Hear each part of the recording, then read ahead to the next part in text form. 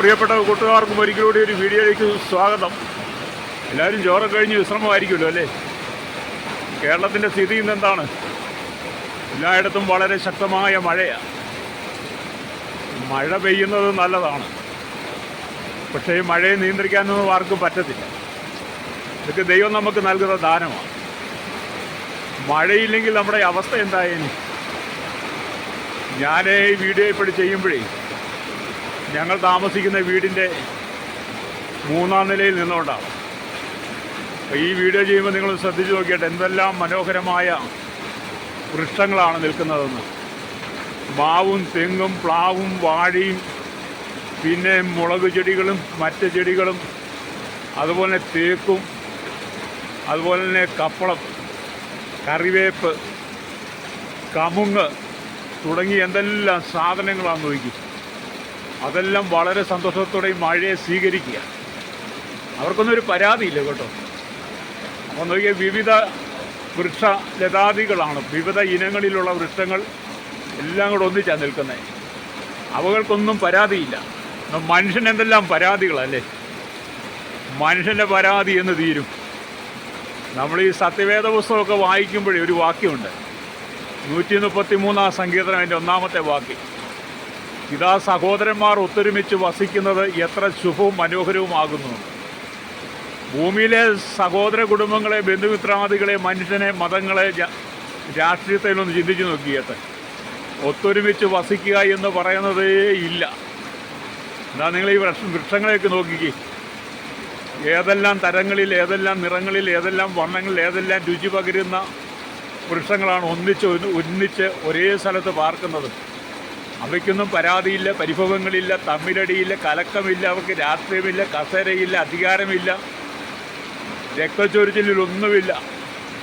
ദൈവം കൊടുക്കുന്ന ദാനങ്ങളെ, മഴയാണെങ്കിൽ മഴ, വെയിലാണെങ്കിൽ വെയിൽ, തണുപ്പാണ് തണുപ്പ്, അവയെല്ലാം സ്വീകരിച്ചുകൊണ്ടേ എത്ര മനോഹരമായിട്ടാണ് ഈ പ്രകൃതിയുടെ സൗന്ദര്യത്തെ നമുക്ക് ആസ്വദിക്കാൻ കഴിയുന്നത്. അതുകൊണ്ട് ഞാൻ ഇതൊക്കെ പറയുമ്പോഴേ ഞാൻ ചിന്തിക്കുന്ന ഒറ്റ കാര്യമുള്ളൂ, മനുഷ്യന് മാത്രം എന്താണ് അങ്ങനെ ഒത്തൊരുമയും ആ സന്തോഷവും സമാധാനവും ഇല്ലാതെ പോയത്? മനുഷ്യനെക്കുറിച്ച് ചിന്തിച്ചാൽ എപ്പോഴും കലക്കവും അടിയും ബഹളവും രക്തച്ചൊരിച്ചിലും, കുടുംബത്തിലായിരുന്നാലും സമൂഹത്തിലായിരുന്നാലും എവിടെയായിരുന്നാലും ഇല്ലാത്ത വഴക്ക് വിലയ്ക്ക് വാങ്ങിയെന്ന് പറഞ്ഞതുപോലെ എന്തെല്ലാം പ്രശ്നങ്ങളല്ലേ? ഈ ഭൂമിയിലെ ജീവിതമൊക്കെ എന്ന് പറഞ്ഞാൽ താൽക്കാലികമാണ്. 4 മണിക്കൂർ മഴ ശക്തമായിട്ടിരുന്നാൽ നമ്മുടെ എല്ലാ അഹങ്കാരങ്ങളും കുറയും. അതുകൊണ്ട് നമ്മൾ ദൈവത്തെ ഭയപ്പെടണം. ഈ പ്രകൃതിയൊക്കെ എത്ര സന്തോഷമായിട്ട് ദൈവത്തിൻ്റെ ഈ വരദാനങ്ങളെ സ്വീകരിക്കുന്നു, അതുപോലെ തന്നെ വേണം മനുഷ്യൻ്റെ ജീവിതം. സമാധാനം വേണം.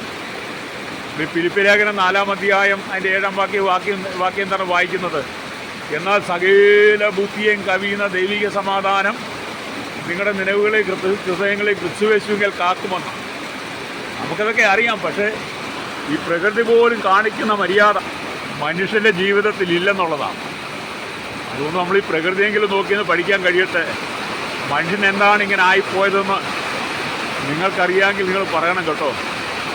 ഞാനീ മഴയെക്കുറിച്ച് ഇങ്ങനെ ചിന്തിക്കുകയായിരുന്നു. എന്നിട്ട് പ്രകൃതിയിലേക്ക് നോക്കിയപ്പോൾ അതിൻ്റെ സന്തോഷം കണ്ടില്ലേ? ഒരനക്കം പോലും ഇല്ലാതെ എത്ര സന്തോഷത്തോടെയാണ് ഈ മഴയെ പ്രകൃതി സ്വീകരിച്ചുകൊണ്ടിരിക്കുന്നത്. നമുക്കും അങ്ങനെ ആയി മാറണം. നമുക്കൊക്കെ ഇവിടെ താൽക്കാലികമായ ജീവിതമാണ്. ഇതൊക്കെ എപ്പോഴാണ് നമ്മുടെ ഉള്ളിൽ കിടക്കുന്ന ശ്വാസം പോകുന്നറിയില്ല. വഴക്കും ബഹളവും പ്രശ്നവും ഉണ്ടാക്കി നമ്മൾ പോയാൽ, പെട്ടെന്ന് മരിച്ചു പോയാൽ എന്ത് ചെയ്യും? ഒന്ന് ക്ഷമിച്ചു എന്ന് പറയാൻ പോലും സമയം കിട്ടണമെന്നില്ല. അത്രയേ ഉള്ളൂ മനുഷ്യൻ. അതുകൊണ്ട് എല്ലാവരും ദൈവം അനുഗ്രഹിക്കട്ടെ. അടുത്തൊരു വീഡിയോയുമായി കാണുന്നിടം വരെ സഹോദരന്മാർ ഒത്തൊരുമിച്ച് വസിക്കുക എത്ര ശുഭവും മനോഹരവും വചനം പറഞ്ഞ പോലെ ആ അനുഭവത്തിലേക്ക് നമുക്കെല്ലാം എത്തിച്ചേരാം. എല്ലാവരും ദൈവം സമൃദ്ധിയായിട്ട് അനുഗ്രഹിക്കട്ടെ കേട്ടോ. വീണ്ടും നമുക്ക് നല്ലൊരു വീഡിയോയായിട്ട് ഒന്നിച്ചു വരാം. എല്ലാം കാണുമ്പോൾ ദൈവത്തിന് മഹത്വം കൊടുക്കാം. ദൈവം സർവശക്തനാണ്, സർവശക്തനായ ദൈവമാണ് ഇതെല്ലാം നമുക്ക് തരുന്നത്. നന്ദിയുള്ള ഹൃദയമുള്ളവരായി മാറാം.